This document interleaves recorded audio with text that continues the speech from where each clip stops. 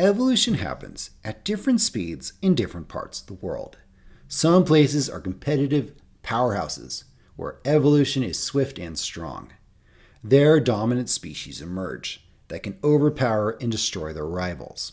At the other extreme are evolutionary backwaters where evolution is weak. There is little competition. The species there are fragile and can easily be defeated by outside invaders. There's a simple, powerful theory that explains this. This is a grand unified theory explaining much of the history of biology. It was first proposed by Darwin, but it's not well known today. This theory explains why so many powerful dominant groups originated in Africa and Eurasia, why islands are being overrun by invasive species, why the native islanders go extinct, why North American mammals conquered South America, why European diseases killed so many Native Americans, why groups of animals get bigger over time, why marine animals originate in the Indo-Pacific, and much, much more. It's a very powerful idea. I'll explain this idea using a thought experiment. Imagine two islands, Island 1 and Island 2. They're exactly the same, except Island 1 is fully connected, while Island 2 is split in half. It's really two separate islands. Islands 1 and 2 start with the same animals, and as we know, animals change over time. They have mutations. Mutations can be helpful. One mutation could make the animals really strong, so strong that they can defeat their neighbors. On Island 1, the new strong animals can spread across the whole island. But on Island 2, they're limited to just half the island because it's cut in half. Now imagine a new mutation on the other side of the island, making the animals smart. These smart animals spread across half of Island 2 and all of Island 1. Island 1 has smart and strong animals. It gets twice as many useful mutations, since mutations can spread across the whole island. It's twice as competitive. We can scale this up. A continent could be 1,000,000 times bigger than an island. So it's getting 1,000,000 times more mutations. With all this competition, the continental animals are evolving faster. To demonstrate this, I wrote a simple computer simulation. You can try it here on my website. It's a simple simulation. It only takes a few lines of code to demonstrate that large connected regions evolve faster. Every point on the map has a score of ability, and you can see that the scores are rising faster on the large continents and slower on the islands. The principle is simple. Evolution works by selecting the best animals. You can select better animals if you have more to choose from. This idea was first introduced by Charles Darwin, but it was best explained and best promoted by Philip Darlington. In 1957, he wrote a monumental book called Zoogeography, which examines the geographic history of various animals. He explains why large continental areas evolve faster. The largest connected area is the Old World. That's Europe, Asia, and Africa.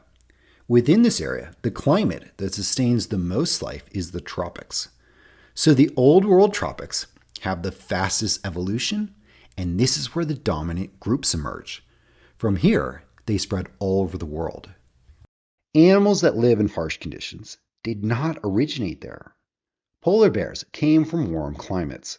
These animals all recently arrived from pleasant climates with fast, strong evolution.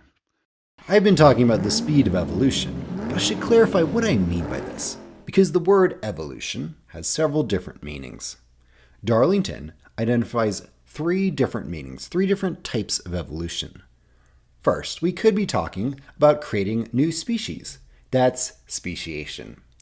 Or we could mean adaptation to local conditions. Or we could mean making general adaptations that are widely useful. This is what I will focus on, since general adaptations are what makes a species successful in many locations. Evolution is strongest on large continents. That's where dominant species emerge. For 200 million years, there was a giant supercontinent called Laurasia. This is where many dominant mammal groups originated, like whales, ungulates, bats, primates, rodents, and more. These groups spread all over the world, while groups from more isolated continents, like Australia and South America, have had less success. Isolated regions have weaker evolution. When dominant species and weak species collide, the dominant species take over their land and drive them towards extinction. We see many examples of this. Probably the best documented case is called the Great American Interchange. This is when North and South America collided. North America had been part of giant Laurasia, while South America had been isolated for 30 million years. When the continents collided, the North Americans invaded the South, and many South American species went extinct.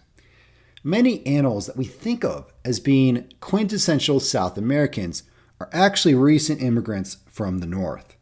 The alpaca, the llama, and the jaguar. When people started sailing the seas, they brought animals with them into strange new lands. This gave dominant animals from the continents the chance to invade small islands, which they did. The island animals had similar opportunities, but they were unable to invade the continents back. These invasive species from the continents are a huge problem on islands. The invaders drive the natives to extinction.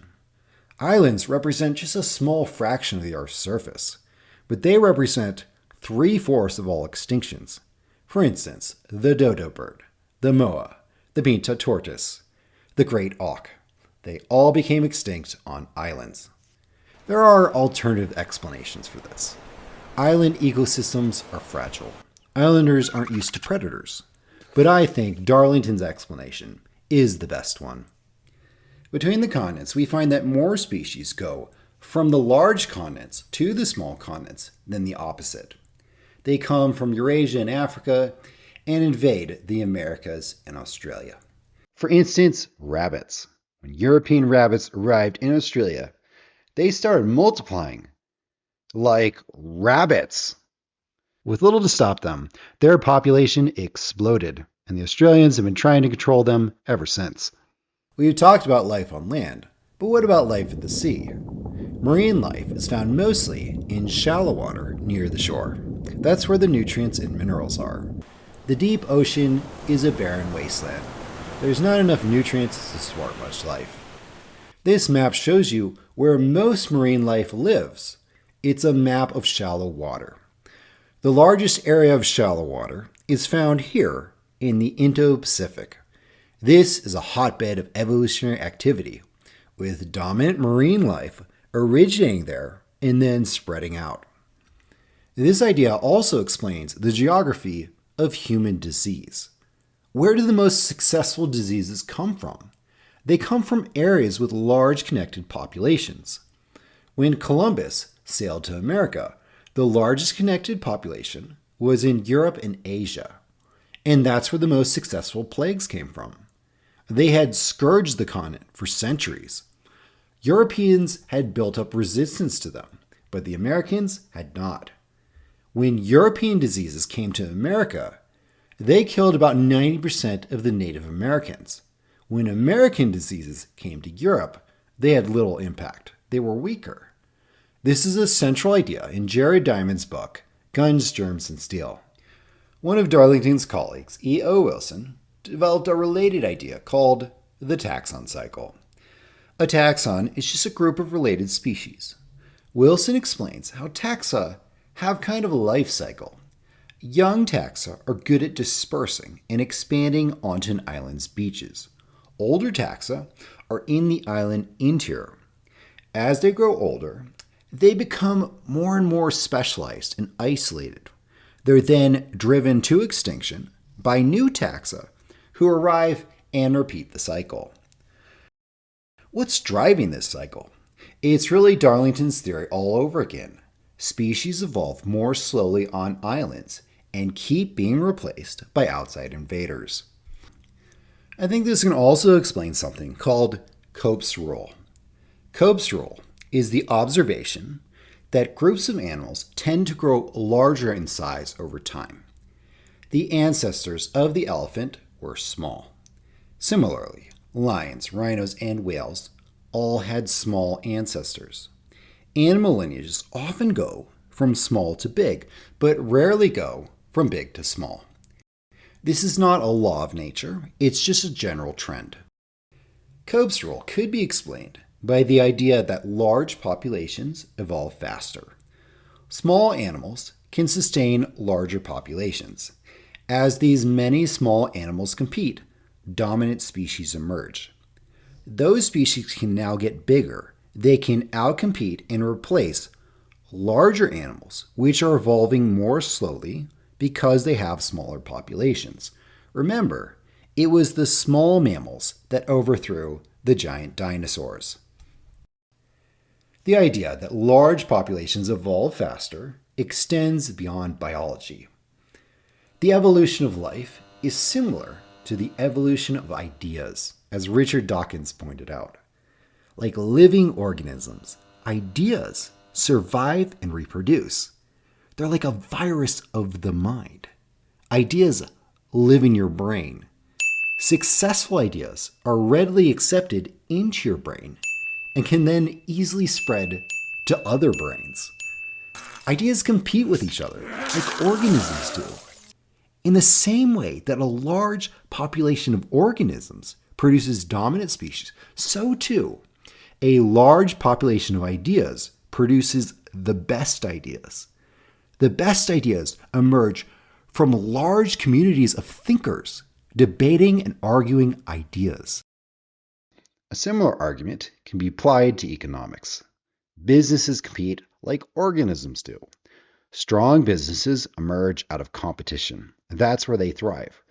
If you cut off competition, if you try to protect companies through protectionist policies, you isolate and weaken them. I've now explained Darlington and Darwin's powerful theory that explains so much of the history of our world. This theory is not well known. Not many people have even heard of it outside the obscure world of biogeography. But biogeography can teach us much more. We're just scratching the surface here. Many other geographic factors play a pivotal role in the evolution of our world. For more astronomical videos, please click to subscribe.